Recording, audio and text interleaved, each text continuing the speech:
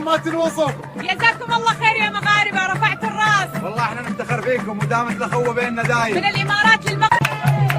الله يبارك. يما عليكم يا اهل المغرب، رفعت الراس. والله فخر لنا كلنا والقلوب معاكم. زغرة ايام سعيد.